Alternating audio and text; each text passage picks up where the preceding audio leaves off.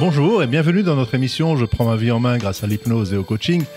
J'ai le plaisir d'accueillir aujourd'hui avec moi Nicole Lasserie. Nicole, bonjour. Bonjour Lévi. Shlomi. Alors Nicole, tu es thérapeute conjugale et familiale. Tu es également coach de vie, c'est là qu'on s'est connus. Et tu as un parcours assez proche de l'humain, de l'empathique. Nous allons aujourd'hui aborder justement les problématiques de couple, comment gérer les problèmes de couple, quelle est ton approche par rapport à ça, quels sont les problèmes les plus importants dans les couples, les plus classiques que tu rencontres, et comment est-ce que toi, tu gères ce genre de thématique avec les clients qui viennent te voir. Peut-être que je peux te proposer dans un premier temps de te présenter plus en détail pour qu'on comprenne ton parcours, ce que tu as fait et ce que tu fais aujourd'hui. Tout d'abord, merci beaucoup de m'accueillir sur cette chaîne de Radio Anguin. Avec plaisir. Et avant de me présenter, je voudrais avoir une petite pensée à tous les gens qui sont malades et qui malheureusement nous ont quittés. Je viens de perdre une amie. Donc... j'ai une grande pensée pour tous ces gens-là et je prie pour que la situation s'améliore et que tout le monde retrouve la santé et la joie de vivre. C'est très important. Merci beaucoup Nicole pour cette pensée. Voilà, mon parcours, j'ai 61 ans. Et j'ai eu un parcours un petit peu, on ne va pas dire atypique, mais... j'ai fait des études et je me suis dirigée dans l'enseignement. Et pour moi, c'était pas vraiment me diriger dans l'enseignement, ça a été une opportunité. Et pendant très très longtemps, c'est-à-dire pendant environ 40 ans, j'ai enseigné à des enfants en primaire. J'étais professeure des écoles. Et j'ai traversé toute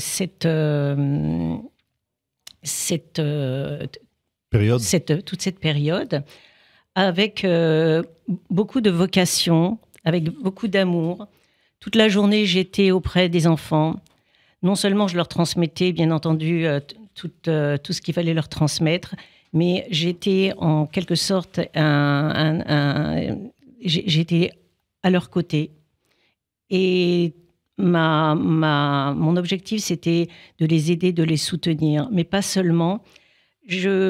Mon objectif, c'était de les hisser au plus haut de leur potentiel. J'avais des enfants en difficulté et pour moi, mon but essentiel, c'était qu'ils soient fiers d'eux. Et la chose la plus importante ce que j'ai tiré de cette fierté, moi aussi en tant qu'enseignante, c'est quand un enfant réussissait, quand un enfant avait une bonne note, quand il avait surmonté toutes ses difficultés, c'était son regard.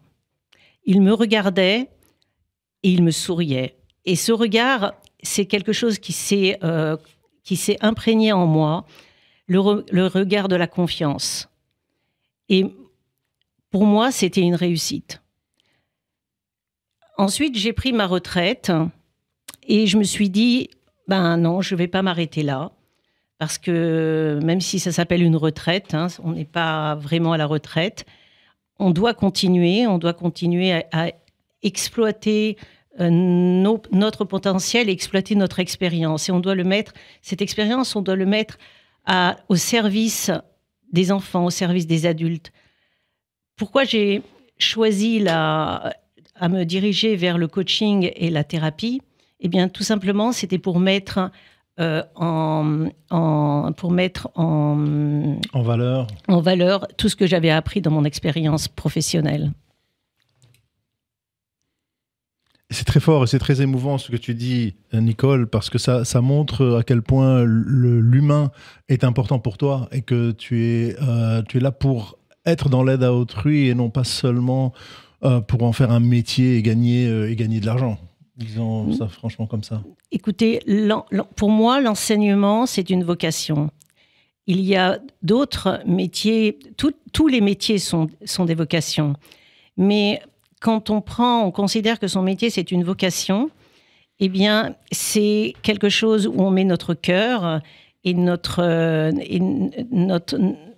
toute notre personne. Si on n'a pas cette vocation, si on n'a pas cette notion de vocation, alors c'est un petit peu difficile parce que chaque jour, c'est un long jour. Et pour avoir enseigné pendant 40 ans comme si c'était un jour, c'est que l'enseignement, c'était quelque chose qui faisait partie de moi. Et quand j'ai terminé ma carrière d'enseignante, j'étais très contente. J'ai fermé une page de ma vie et je me suis dit, ben voilà, maintenant, qu'est-ce que je vais faire avec tout ça? Mais j'ai toujours eu cette envie, cette passion de la psychologie, parce que quand on est face à des enfants, on a besoin d'un minimum de psychologie. Maintenant, quand on a affaire à des enfants qui le matin viennent en classe avec des yeux tristes et que vous soupçonnez qu'il y a un problème familial dans leur entourage, vu votre position, vous ne pouvez pas faire grand-chose parce qu'en tant qu'enseignante, on ne peut pas interférer dans les familles. On nous a confié des enfants et ce sont les enfants qu'on doit soutenir. Même si les parents viennent avec leurs problèmes, la seule chose que l'on peut faire, c'est de les écouter et aider l'enfant qui nous est confié. Et une fois que j'ai terminé ma carrière, je me suis dit, cette fois-ci, je vais un petit peu m'occuper, aider les parents que je n'ai pas pu aider pendant toute cette période. Et je me suis dit, maintenant, je vais m'orienter vers les familles, vers les couples qui sont en difficulté. Et il faut savoir que quand un enfant a des difficultés scolaires, il a une démotivation à l'école, il n'a pas envie de faire ses devoirs, eh bien, souvent les parents, qu'est-ce qu'ils font? Ils emmènent leurs enfants chez un psychologue ou un thérapeute en essayant de savoir pourquoi, comment, etc. Mais en fait, le problème est en amont. Le problème est dans l'environnement de l'enfant. Quand on règle un problème dans l'environnement d'un enfant, eh bien, par conséquent, on peut régler le problème des enfants. Donc, il ne faut pas prendre le problème, il ne faut pas prendre les difficultés ou les difficultés chez les enfants. Il faut surtout voir qu'est-ce qui se passe dans le milieu familial. Quel est le dysfonctionnement? Quelle est la souffrance qui règne dans ces familles? C'est ça. Et donc, c'est très important ce que tu dis. Personnellement, j'utilise la même approche. C'est que quand je vois un enfant ou un ado qui est en souffrance et qui ne va pas bien, je demande à faire une séance avec les parents d'abord, parce que je veux comprendre ce qui se passe à la maison. Et une fois qu'on aura fait une séance ou deux avec les parents, je vois l'enfant pour pouvoir vraiment l'aider au mieux et aussi avoir la collaboration complète des parents, parce qu'il y a malheureusement des parents qui, n'ayant pas la pédagogie, n'ayant pas la psychologie, vont casser et saboter, je dirais, le travail du thérapeute, tout simplement parce qu'ils ne savent pas. Et tout le travail qui aura été fait avec l'enfant sera cassé par le papa ou la maman parfois. Donc c'est très important ce que tu fais en ce moment par rapport au couple. Et donc c'est ça la systémique familiale en fait, de prendre tout le système. Voilà, c'est ça. Mais il faut prendre conscience que quand un parent emmène un enfant chez un psychologue pour régler un problème, l'enfant, il arrive chez le thérapeute et souvent, il est assis devant le thérapeute et puis le thérapeute lui demande alors qu'est-ce qui se passe, quelle est la situation? Et l'enfant, il dit bah non, bah rien, tout va bien, il n'y a pas de problème, je ne comprends pas pourquoi mes parents veulent que je vienne chez le thérapeute. Et en fait, qu'est-ce qui se passe, c'est que en emmenant un enfant chez un thérapeute, c'est pas l'enfant qui est demandeur, donc automatiquement il va résister, il va même pas comprendre pourquoi il est là. Et ce qui est beaucoup plus judicieux, c'est que les parents qui sont eux-mêmes demandeurs, eh bien consultent un thérapeute pour pouvoir voir exactement qu'est-ce qui ne va pas dans leur fonctionnement. Quand ils sont en demande, parce que s'il n'y a pas cette demande et s'il n'y a pas cette prise de conscience qu'il y a un problème dans leur couple ou dans leur relation parent-enfant, c'est la catastrophe et c'est impossible à régler. Enfin, c'est mon expérience en tout cas, parce qu'ils ne sont pas en demande. Eux pensent que tout va bien chez eux et que c'est leur enfant qui a un problème et pas eux. C'est ça. Je vous donne un exemple d'un enfant qui arrive de l'école et qui jette son cartable à l'entrée. J'imagine que vous connaissez cette situation. Et puis la maman, elle demande à l'enfant est-ce que tu as des devoirs? Alors l'enfant lui répond oui, mais bon, je vais les faire tout à l'heure. Et puis le temps passe. Est-ce que tu as des devoirs? Viens, on va faire les devoirs. Oui, oui, oui, oui. Et le temps passe. Et après, c'est l'heure du repas. Après, c'est l'heure du coucher. Et les devoirs ne sont pas faits. Et le lendemain matin, l'enfant reprend son cartable. Il retourne à l'école sans avoir fait ses devoirs. Et les parents, ils sont un petit peu désespérés parce que, bien entendu, il y a une conséquence. Les notes, bien entendu, baissent. Et l'enfant arrive, est en échec scolaire. Mais donc, les parents vont emmener l'enfant chez le thérapeute en lui disant ben voilà, moi j'ai un problème avec mon enfant ne m'écoute pas et mon enfant ne fait pas ses devoirs. Donc, a priori, il faut. Donc, j'ai donné des récompenses, j'ai donné des punitions et rien ne fait, quoi. Et l'enfant ne veut pas. Donc, le problème, il est chez l'enfant, a priori. Mais en fait, quand on analyse bien ce problème, on se rend compte que le problème ne vient pas chez l'enfant. Le problème vient des parents. Parce que quand la mère, dès que l'enfant arrive à l'école, elle est sur son dos et lui dit « fais les devoirs » et elle a un contrôle à la maison. Et les parents sont contrôlants. Bien entendu, c'est normal d'être contrôlant. Mais il y a un équilibre dans tout. Quand il y a un super contrôle par rapport aux enfants, ce qui est certain, c'est que l'enfant, automatiquement, résiste à ce contrôle et se rebelle. Donc, l'enfant ne va pas faire ses devoirs. Donc maintenant, qu'est-ce qu'il faut faire? Enfin, qu'est-ce qu'il faut faire? C'est justement améliorer, analyser le comportement des parents, que les parents puissent prendre un petit peu plus de recul et qui laisse un petit peu plus de liberté et de responsabilité à l'enfant. Vous allez me dire, c'est facile, j'ai déjà essayé, j'ai déjà demandé, je l'ai laissé face à ses devoirs, mais finalement, il ne fait rien.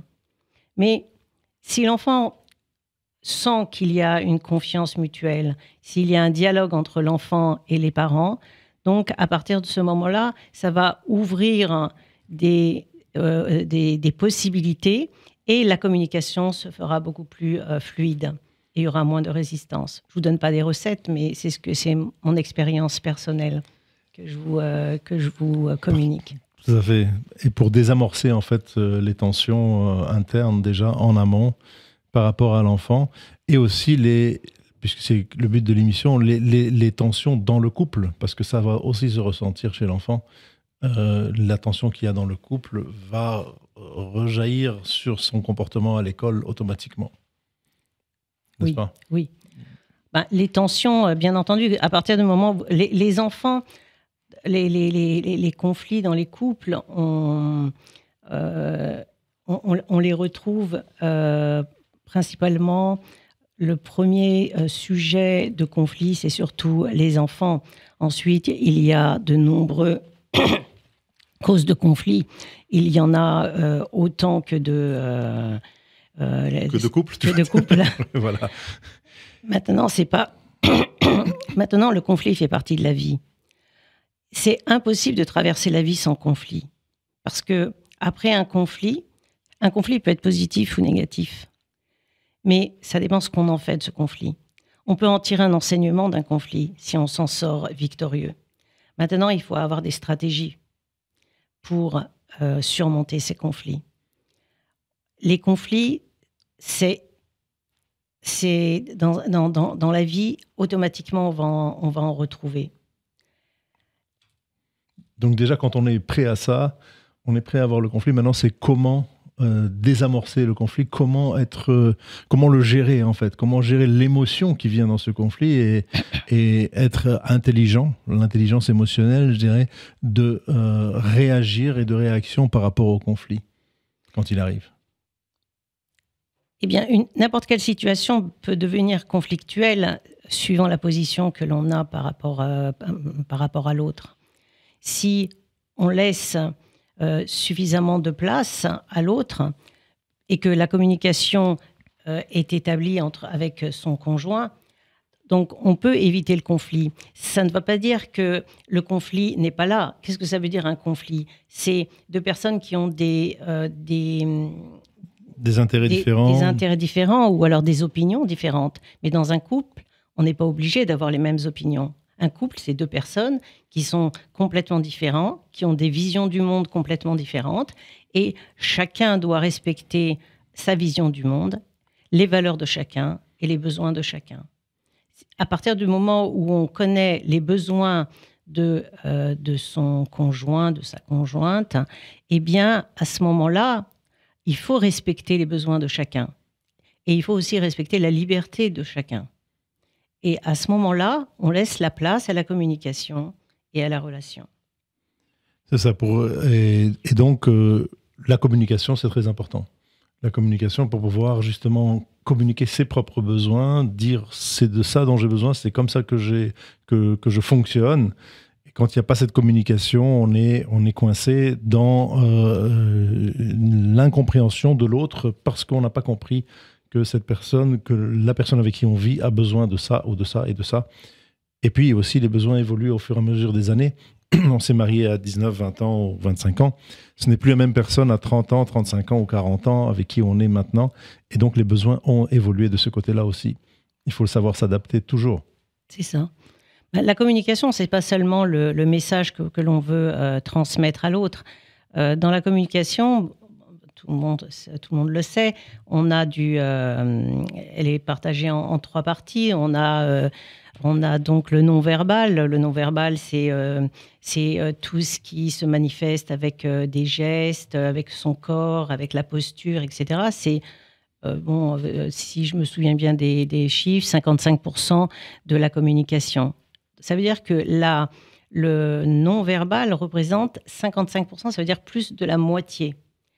L'autre, c'est le paraverbal. C'est le ton que l'on donne à sa voix, la mélodie de la voix, l'intonation. Et le message que l'on veut transmettre ne représente que 5%. Bon, j'espère que je ne me trompe pas dans le texte, dans les chiffres. C'est tout à fait ça. 5%. Mais ça veut dire que si on veut transmettre un message verbal et qu'on a une posture qui est complètement à l'opposé de ce que l'on dit, d'accord ? Eh bien, automatiquement, ce message ne sera pas reçu. Donc, il faut qu'il y ait une harmonie entre ces trois communications et développer ces trois communications. Je vous raconte une petite histoire. Il y a un monsieur qui rentre chez lui et sa femme, elle est à la cuisine en train de préparer le repas. Et il rentre. Et il va directement dans la salle à manger pour se mettre à l'aise. Et il prend un journal ou il allume la télé, peu importe. Et puis la femme donc, s'aperçoit qu'il n'est pas venu l'embrasser, lui dire bonjour. Il n'est pas venu la saluer. Donc elle est très en colère. Et tout de suite, elle fait des interprétations. Elle se dit, mon mari ne m'aime plus. Mon mari pense à quelqu'un d'autre. Mon mari... Alors, elle peut faire toutes les interprétations possibles. Elle peut se dire, mon mari me trompe. Tout ça pourquoi ? Parce que quand il est rentré chez lui, il n'a pas répondu à son besoin et il n'a pas manifesté avec des mots son amour. Et en fait, ce problème de communication arrive souvent parce que si Madame rejoint son mari dans la salle à manger et lui demande des explications ou lui dit tout simplement bonjour, comment tu vas, comment tu as passé ta journée, peut-être que monsieur qui est affalé dans son canapé pourrait lui dire écoute, j'ai passé une très mauvaise journée, j'ai eu des problèmes avec mon patron, etc. Je suis en train de décompresser. Et ça, c'est un problème de communication parce qu'au lieu d'interpréter les attitudes, c'est mieux de communiquer son mal-être, ce qu'elle veut. Et comment on peut relâcher un peu les tensions et la pression qu'il y a, parce que il peut y avoir différentes sources de conflits. Ça peut être de la jalousie, ça peut être des problèmes financiers, ça peut être tout simplement une non-entente parce qu'on ne partage plus les mêmes valeurs. Est-ce qu'on veut toujours continuer à vivre notre vie de couple ou pas? En tout cas, comment est-ce qu'on peut se projeter positivement? Les gens qui viennent te voir sont des gens qui viennent te voir parce que justement ils veulent régler ce problème de couple. Ils veulent s'entendre entre eux pour retrouver ce qu'il y avait avant, il y a 10 ans, 20 ans peut-être, ou pas. Qu'est-ce que tu peux nous dire là-dessus, Nicole, par rapport à ça? Les gens qui viennent te voir. Les gens qui viennent me voir viennent avec un problème. Alors, ils peuvent venir avec en parlant de voilà, j'ai un problème de communication. Et en fait, quand on vit avec ce problème, le problème de communication, c'est pas vraiment un problème. Et le thérapeute ou le coach, quand il aura la personne en face de lui, donc la personne qui vient avec un problème, la première chose à faire, c'est un petit peu d'analyser quel est son problème. Parce que, en fait, la communication, c'est pas vraiment un problème. La communication, c'est un petit peu la conséquence du problème. Alors, le thérapeute, d'abord, quelle est la différence entre une difficulté et un problème ? La difficulté, dans la vie, on rencontre, tout le monde rencontre des difficultés. Et la vie est jonchée de difficultés avec les enfants, au travail, avec son conjoint, sa conjointe. On a des difficultés parce que c'est la vie, c'est comme ça, c'est ça qui fait la vie. Maintenant, les difficultés, on peut les surmonter tout seul. On a une difficulté, on trouve des solutions, et puis la difficulté, elle disparaît. Maintenant, un problème, qu'est-ce que c'est ? Un problème, ce sont des difficultés qui se répètent continuellement, sans qu'il y ait de solution. Et à partir de ce moment-là, on peut dire que c'est un problème. Et c'est à ce moment-là, si on ne trouve pas de solution par soi-même, c'est à ce moment-là qu'il est conseillé de consulter un professionnel. Parce que, en fait, quand on attend trop pour régler un problème, c'est à ce moment-là que c'est toujours un petit peu trop tard. Et c'est pour ça qu'il ne faut pas hésiter, même si c'est un petit peu difficile de faire le pas d'aller consulter un professionnel, mais il est conseillé de prendre conscience qu'on ne peut pas s'en sortir tout seul dans certains cas, quand ça devient un problème. Maintenant, analyser un problème, c'est quoi ? C'est déjà voir quelle est la vision de la personne, qu'est-ce qu'elle pense, quelles sont ses valeurs. Parce que chaque personne, un couple vient voir un thérapeute. Un couple, c'est 2 personnes avec une histoire différente, avec des personnalités différentes, avec un vécu différent, avec des parents différents. Donc, chacun a des croyances et des valeurs différentes. Et le thérapeute va devoir analyser la vision de chacun. Quels sont les besoins de chacun? Quelles sont les valeurs de chacun? Ensuite, une fois que la personne elle a défini sa valeur et ses croyances, il y aura chacun va donc prendre conscience que l'autre voit les choses complètement différemment.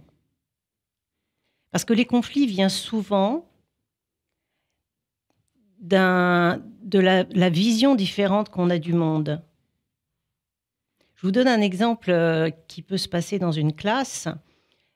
Il y a un enfant la maîtresse se plaint continuellement d'un élève qui est toute la journée en train de regarder par la fenêtre.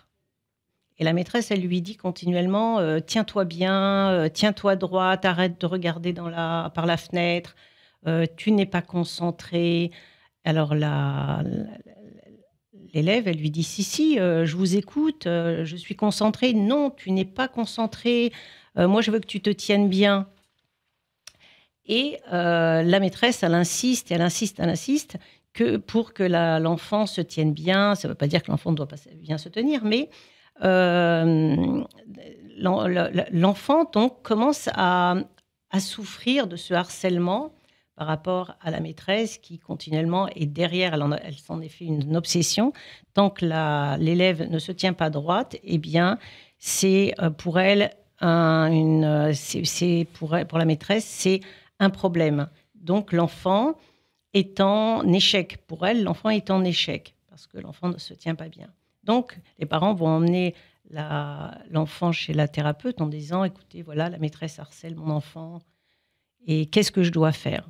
Alors la thérapeute, elle lui dit « Écoutez, vous savez, une plante, quand elle pousse tordue, on est obligé de mettre un tuteur pour qu'elle pousse droite.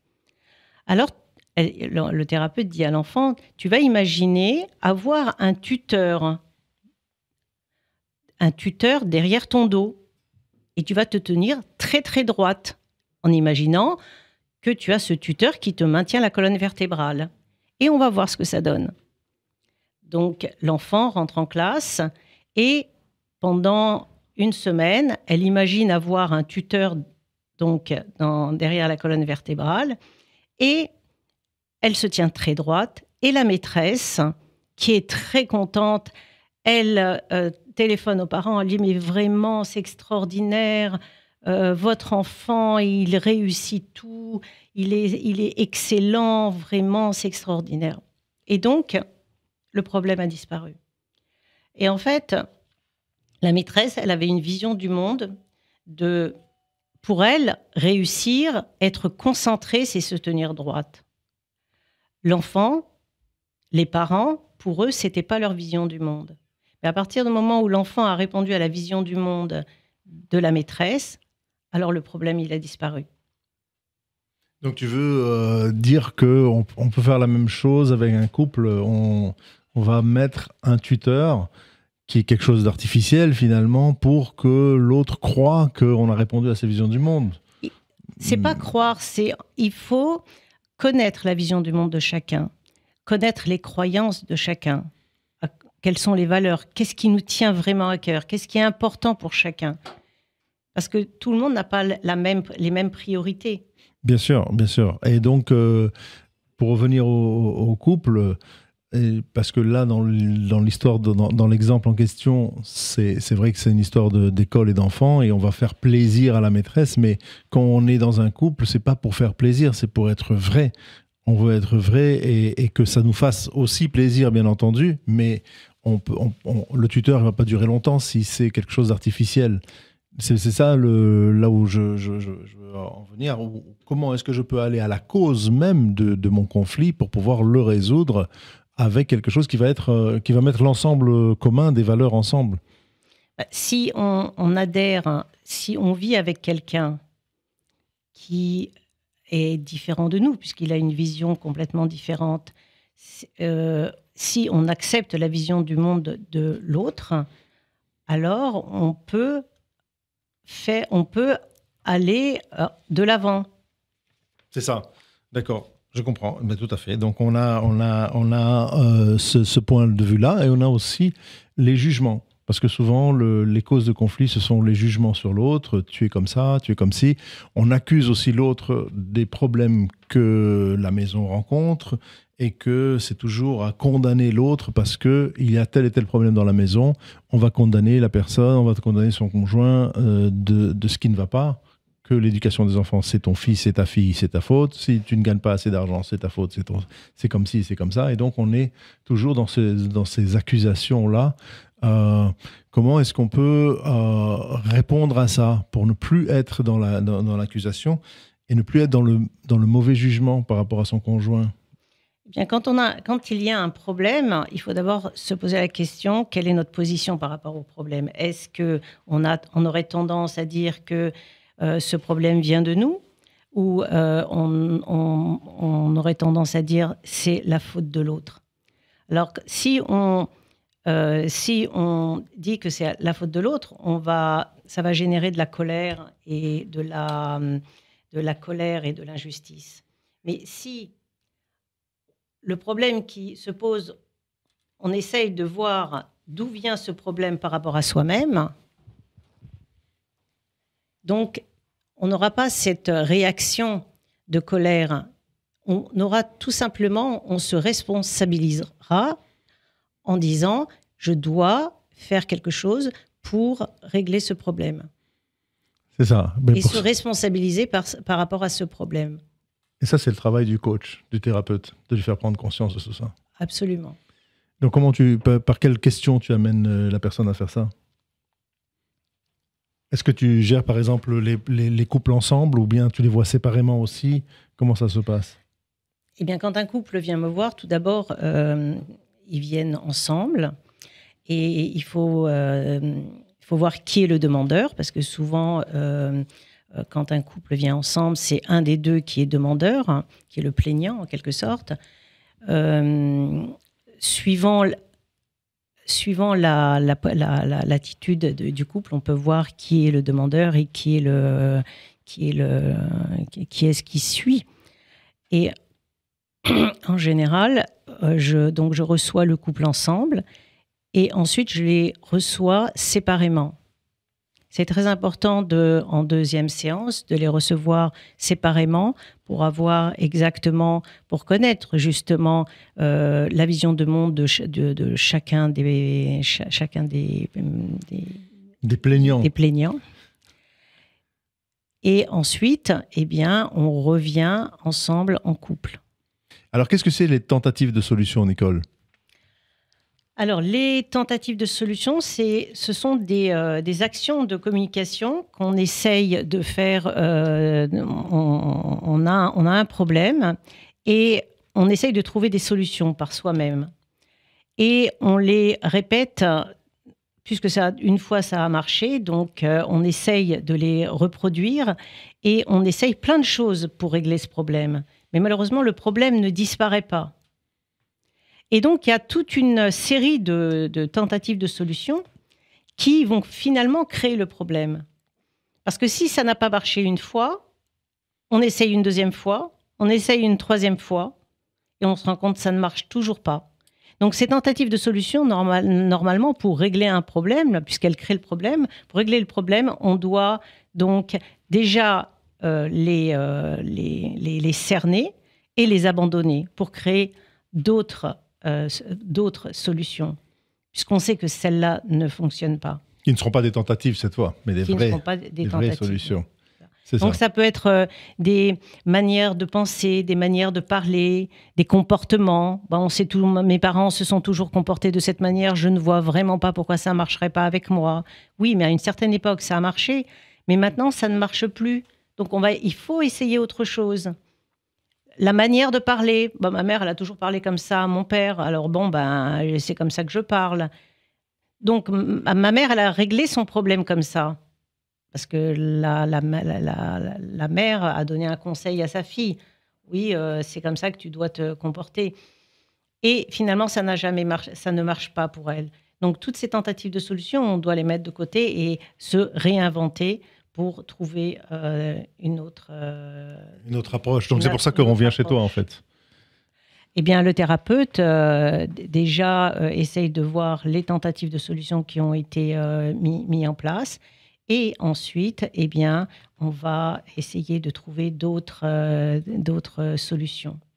Alors, par exemple, qu'est-ce que toi, tu donnes comme solution, peut-être comme exercice à faire à la maison, comme tâche à faire pour le couple?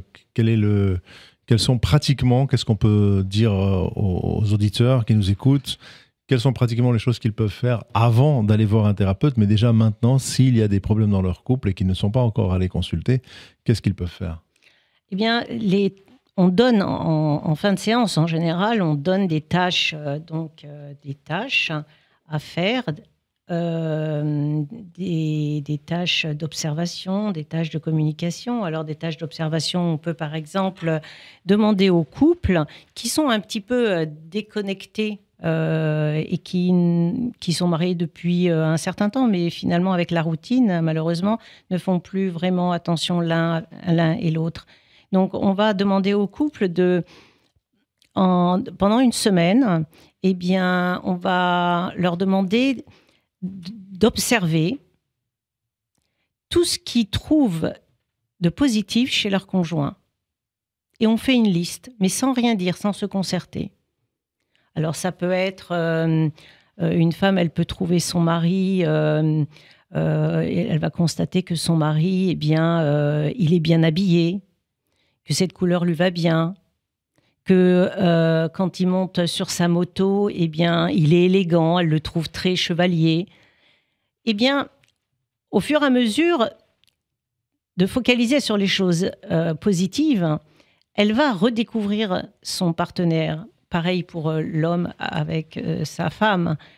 Souvent, les femmes se plaignent que le mari ne fait pas attention à sa manière de parler, de s'habiller, qu'il n'a pas fait attention à la nouvelle robe qu'elle a achetée. Eh bien, pendant toute cette semaine, il va focaliser son attention sur tout ce qui est bien chez sa femme. Et il va faire une liste. Et cette liste, il va la garder sur lui.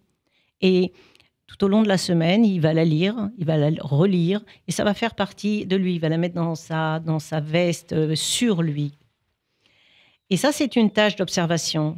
Et si le couple revient en thérapie, ou il peut le faire sans aller en thérapie, eh bien, à la fin de la semaine, eh bien, ils peuvent confronter leur observation, leur liste, et en discuter. Bah, tu vois, je t'ai trouvé très élégant quand tu es monté sur ta moto. Ça m'a fait plaisir quand tu as fait la vaisselle. Mais ça m'a réchauffé le cœur. Plein de choses, et on en discute.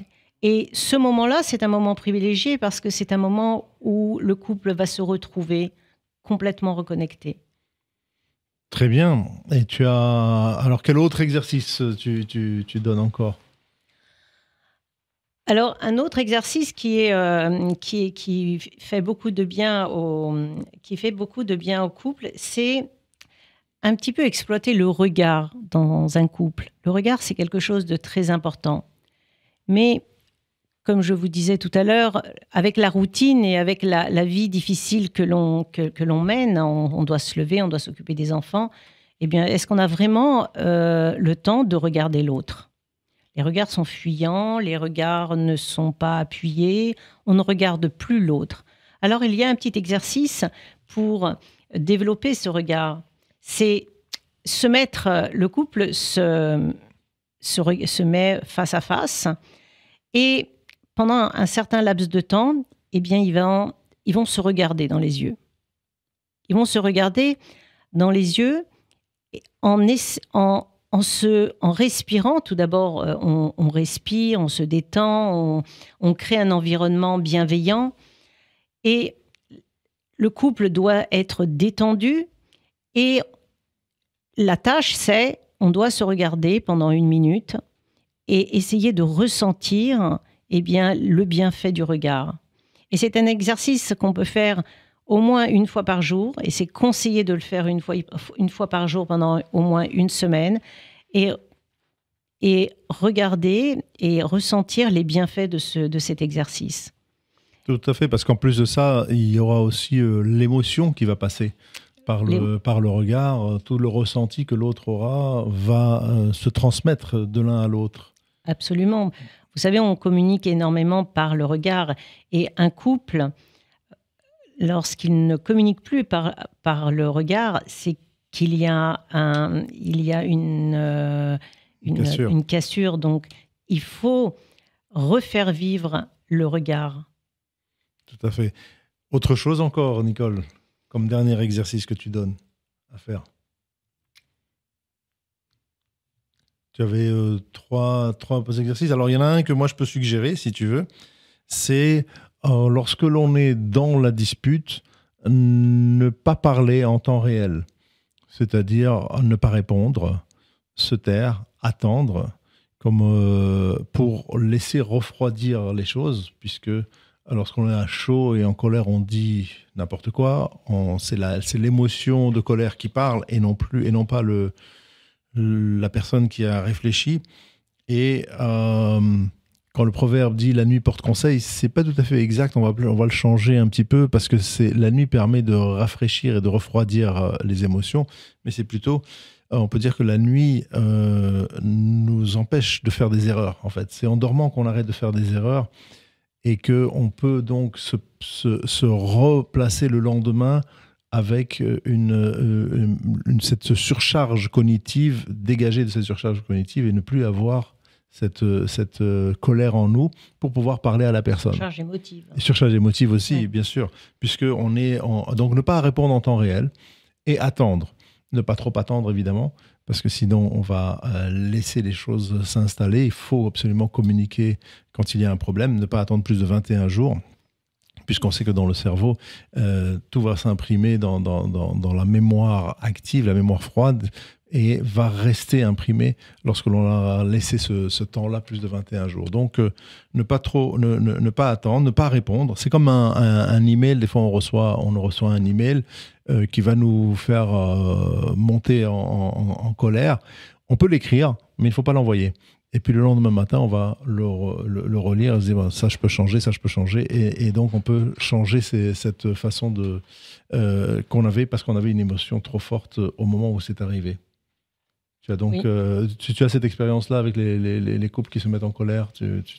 Bien, ça c'est la gestion des émotions. Effectivement, se mettre en colère dans une relation, les personnes sont soit face à face et puis c'est à celui qui va en dire plus et qui va donc rabaisser l'autre.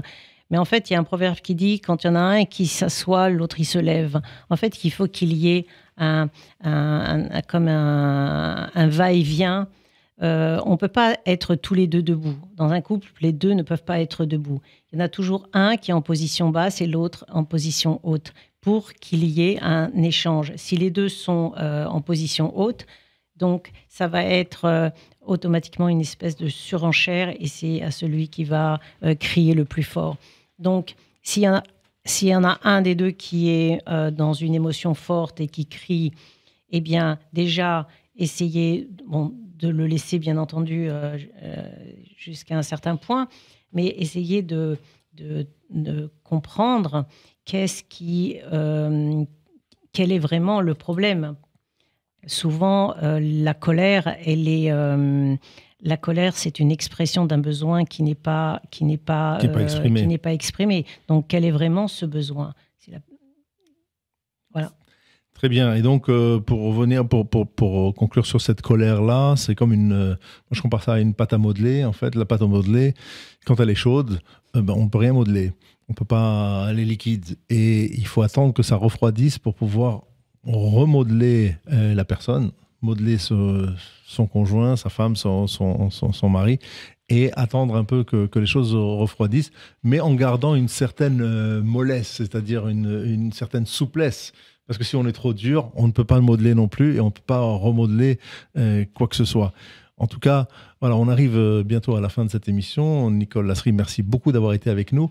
Merci beaucoup. Où est-ce qu'on peut te trouver si des personnes veulent donc te contacter et où est-ce qu'on peut te retrouver, Nicole ? Eh bien, moi, j'ai ouvert un cabinet dans ma région, à Hyères et à Brunoy. Donc, je reçois 2 fois par semaine. Et je fais aussi des ateliers de développement personnel. Et donc, si vous voulez me contacter, vous pouvez me contacter par téléphone ou sur mon site internet. Et ça me fera vraiment très, très plaisir de vous accueillir et de vous accompagner. Comment s'appelle ton site ? Mon site, il s'appelle Liam Thérapie. Donc YAM YAMTHERAPIE. Très bien, donc YAM Thérapie, on va te retrouver sur ce site-là pour pouvoir prendre rendez-vous avec toi. Merci beaucoup d'avoir été avec nous. Merci beaucoup à Philippe à la technique, comme d'habitude. Et je vous rappelle que vous retrouvez mon émission tous les 2e et 4e mercredis de chaque mois. Vous pouvez également visionner ces émissions sur YouTube et prendre rendez-vous avec moi sur Doctolib, sur Anguin-les-Bains ou Paris également. Merci et à très bientôt.